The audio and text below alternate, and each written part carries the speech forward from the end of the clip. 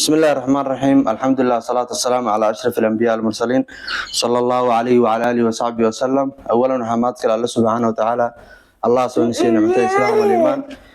ثانيا وحنا كان أول ما دعينا دمان أمة المحسنين تأمير البيجان دليل دبي maanta oo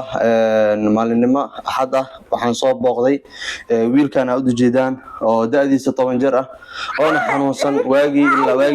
hadda xanuunkan ma istaagi karo ma socon karo mas'uul ma aadi karo marka dhabarka wixii ka hooseeyo ayuu curyaanka yahay ummadda muxsiniinta dhammaan meel walba ay joogaan waxaan cod dheer anigu baaqayaa inay maamadan iyo cunugeeda ay soo garab qabtaan cunugan wuxuu u baahan yahay isbitaal u baahan yahay sida wax isbitaal ay ku geysan maamada ma hayso cunugan ka waran bal xaaladiisii iyo caafimaadkiisa xanuunkan xilliga bilowday iliga waa lagu dhalay xanuunka si loo dhalay ilaa lahan